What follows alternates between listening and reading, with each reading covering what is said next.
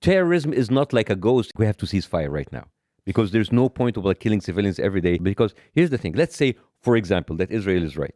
Oh, we need to eradicate Hamas. You have killed like almost 15,000 civilians today. How many Hamas fighters have you created? Wow. 15,000 people. Yeah. Plus 20,000 people injured. Now, this is like a total of 35,000, 40,000 people who have families, who have brothers, who have sons, we have fathers. How many people have you radicalized? Right? For every person you kill, you create more Hamas fighters. Those Hamas fighters that you claim that you're killing, don't they have families? They want to avenge them? Right? So the whole idea of like, oh, let's eradicate. Terrorism is not like a ghost. It's not like these are people.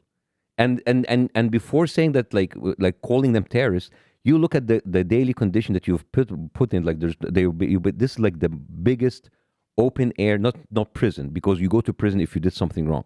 This is the biggest open air concentration camp in the world, and it's like it's not an occupation, yes, because the world have never seen anything like this, and the fact that this have been happening day in day out since 1967, it is an atrocity. A huge question everyone wanted me to ask you was, how do you see this ending, or what's the best outcome? First, we have to cease fire.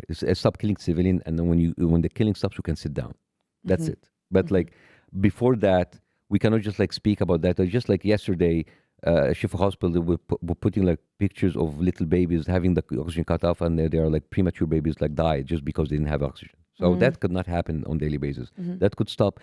Let's stop the killing, and then we can sit down and talk about this. And you think a two-state solution is viable? Again, I'm not a Palestinian, and this is where I say it's like a very longer conversation, you know, and like what kind of states, what kind of land, that is it going to be like? It's too complicated to talk about. Just got to stop now. Yeah, just stop now, and then sit down and just kind of like reevaluate everything. What I wanted to speak to you about is during the last 5 weeks, there's been a lot of, I think, weaponization of the word misinformation, and people silencing others by saying, well, either people are scared to post anything or speak about, have conversations even with their friends about what's going on, about the genocide in Palestine, because they're scared of spreading misinformation, or they are demeaned by people saying that's misinformation, that's propaganda.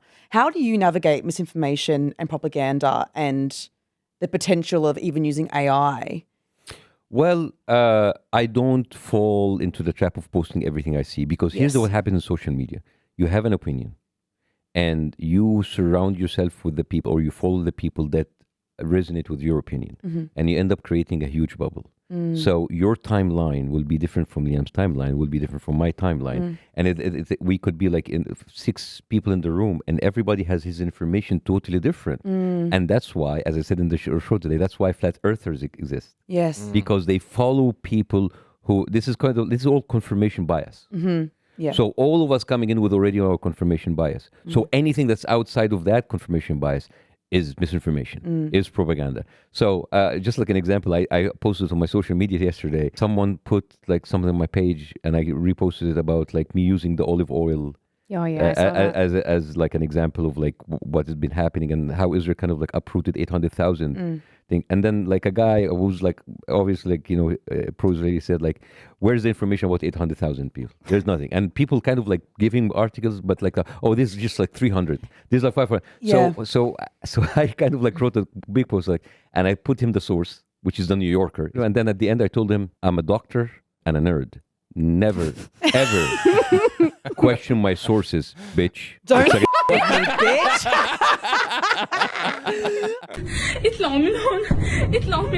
I like how like there's like in the background there's like sounds of fake like bombs. the fake explosion, and like everything behind there is so pristine, and her gloves are so clean. Yes. I mean, you understand like all the other videos we're seeing. And the thing is like, are you guys that desperate to kind of like get like a fake nurse? It's like, oh, and this was actually like reposted by official Israeli accounts, and it's just like it's so embarrassing. God. And it's being used to justify the bombing of El Shifa. Yeah, and the thing is like, and here's the thing: even if that video is true, which is not, nothing justifies the bombing of the hospital. Yeah, and the whole thing about like Hamas, even it was ISIS in Gaza. Nothing justifies killing all of these civilians. My problem with this is like, since 1948, America has given Israel $370 billion.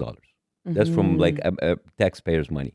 And if you have all of that money and you don't have the military solutions, to go in and don't kill all of these civilians, then you're not doing your job. Yeah. You know, you're bragging about like being the most advanced military in the world, and you're just like bombing indiscriminately, and you killed like more than like what 13,000 people. We lost count. And what I kind of like hear about the Western media is like, oh, it's just like we're regretting killing all of the civilians, but it's inevitable. No, it is not inevitable. Piers actually off camera is actually quite charming. He has to play a devil's advocate. People take things too personal.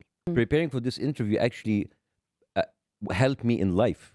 It was amazing. I learned in those 2 weeks more than I ever learned in my life about media and about actual communication. Because let's say, for example, we are coming in like, you know, at each other heads, like, you know, like two gladiators. If I let you finish whatever you want, you're done. Now that creates a space. When you let people let go of everything, their monologues, their thoughts, he has no choice but to give you space to speak. And that works in media and that works in life. Your interview with Piers Morgan is going crazy in the West. I guess it's some people's first introduction. Isn't it nice that like you're put on the map because of a white man? I know, beautiful. Finally, yes, I mean, hey, like sometimes colonizers are useful.